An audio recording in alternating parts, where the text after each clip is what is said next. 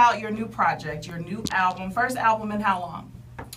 It's not been that long, a couple of years. My daughter's turning 2 tomorrow. That is so yeah, wonderful. so I always take those breaks in between. Right. Make sure that the family's good, the husband's good. You know, you have to balance it. You do, and you do such a great job of that. So this is my first question.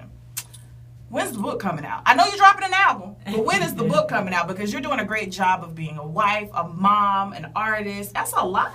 I've been asked that a few times, and I'm interested. I thought more about a children's book, though. Really? About interacting with your children and just keeping that, keeping the closeness and keeping the relationship intact and giving them that comfortability with talking to you. And because people are surprised at how much my kids tell me about what they experience. Right. Like my son's first year in middle school was last year, and you know, so it was He's a lot. already in middle school? Yeah, he's young though. He's 10. He's just already smart. in middle school, but so that made him one of the youngest. Okay. But that was even more to talk about for him to Right. have to understand. So I was thinking about more of that. I don't know, with the book thing, you have to tell a little bit of somebody else's story too to tell mine. Now, you know what? That is true. Yeah. That is true. And that is a lot to delve into, I would It is. I would I mean, imagine. it really is, because truth of the matter is that every part of my life there was somebody, you know, that was there. Right. You know, a part of your whether- journey. Yeah, like Dallas was a part of the entire Yes. beginning, so I would have to make sure he was okay. Okay. And then I don't think the book would be a real representation of me without my relationships and the True. good, bad, you know, the ugly. Yeah. You know, so I think if I ever go into that, I would only do it for the sole purpose of helping somebody that's probably in the midst of some of the unfortunate things I experienced. But I want to make sure that all people, everybody involved would be okay with it. Yeah. And I'm not going to tell it if I'm not telling the truth. So they might not Which be okay. which seems like your premise in Yeah. life in general. Yeah, so can they we get a might lot not of be okay. Are we getting a lot of truth telling on Code Red? Absolutely, but that's been every album. They named my first album Miss Thing because I would come in and be like, I don't know nothing about that. I don't want to sing that. That doesn't make sense. You know, or maybe just that I didn't agree. Yeah. You know, and I've always been okay with just being me. Being honest. Yeah, I think people respect Absolutely. authenticity, but the truth.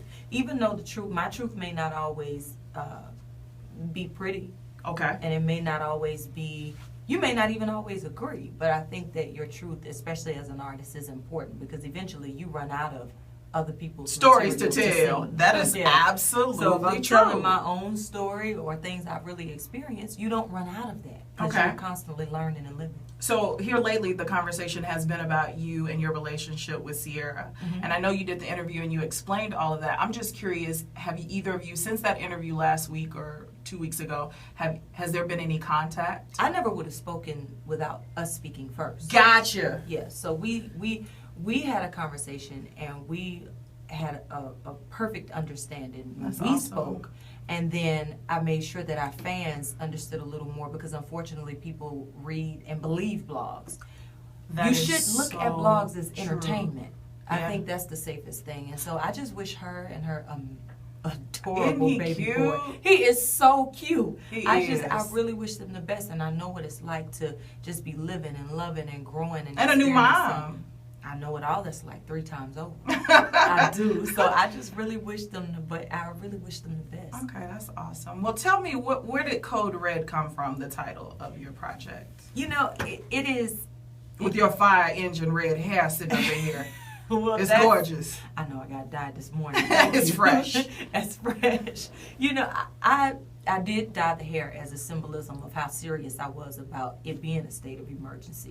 I love hair color anyway, so that was just, you know. I rock a little purple myself. chic. So. Yeah, it was like my feeling at that moment, and it was bold. And I'm boldly saying with Code Red that this particular genre of music, R&B, soul R&B, it is in a state of emergency in the sense that a lot of this generation, they just don't know much about it at all. They don't know a lot about a lot of stuff right now. And That's that's okay. it's up We're to gonna us to teach them. Yeah. That is really our job. And the funny thing is that I'm only 34 years old. People don't realize that I recorded my first album at 12.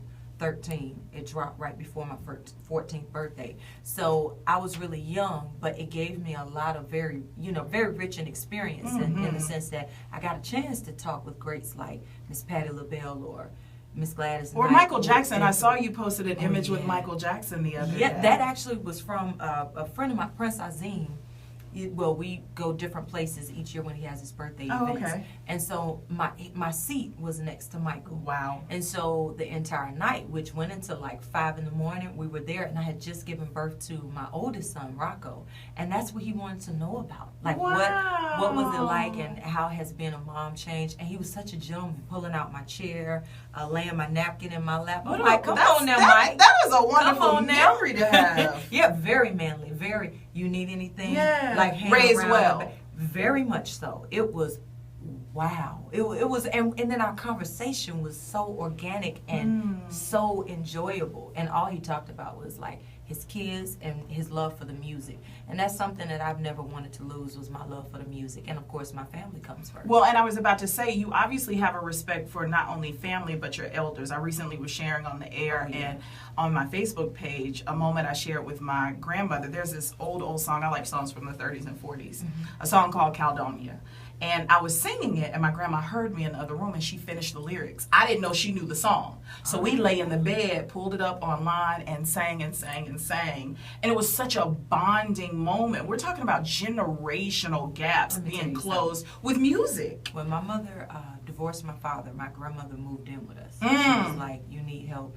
I don't remember eating fast food while she was there. What I'm saying. My grandma threw me the keys and told me figure out how to drive. I'm tired. You drove before? I'm like, no ma'am, I don't have a license. I mean, you figure it out. And to have all of my grandparents be deceased, I have an even more heightened. I mean, I'm from Georgia, right? So you get it anyway. But I have an even deeper appreciation for them because I don't have them to share a lot with. You know, I get a chance to have it with my husband's grandmother, right? But it's like, I don't understand how people mistreat babies and elders. That's just something I don't. It's beyond me. It is really beyond me. So I have some special moments. Like I was in New York at Amy Roof's, and this man, he was like 90 years old, and they're eating his food. And when I paid for his food, he's like, "What's going on?" I don't know. That needs our checks up. I'm like, no, sir, I got it. It's just interesting to see.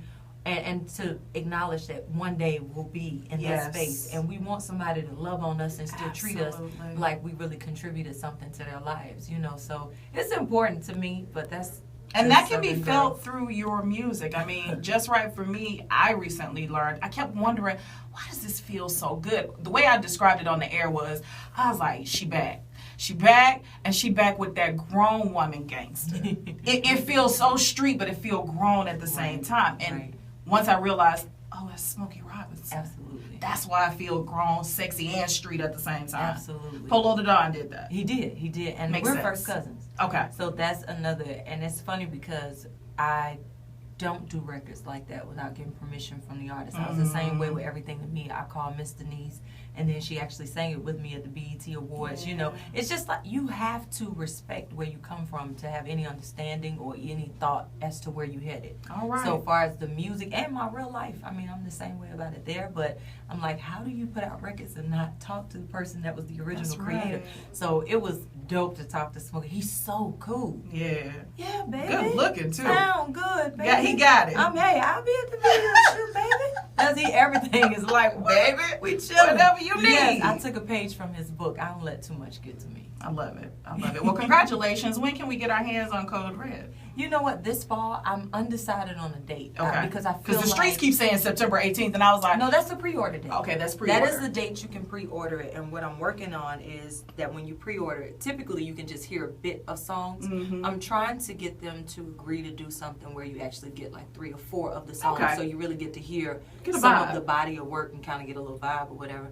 But we'll see how it goes. I just want to get out and kind of reconnect with the people, because when you do take breaks like that, I acknowledge it's a whole generation that may not know me. They weren't around for Why I Love You So Much, Angel of Mine, Before You Walk, First Night. They don't know those songs. So music I played when my first niece was born. You know, so it's like you are getting back to that and giving them something to connect to. So I pushed it back. Make sure you hit me up on Twitter and let me know when you select a date so I can go ahead. Oh, I'm going to post it immediately when I good. decide. I would love to do it Black Friday, which was Polo's suggestion. And I just have to have that round table where all of us as a company agree. Decide. My company and RCA. But that would be dope. We're already all out shopping, getting things done. True. The only thing you get in red would be Code Red on Black Friday. Amen. Well, I don't know. You know, they get nasty in the stores during. It might be some Code Red situations all over. Yeah, they get serious about this stuff on Thanksgiving night.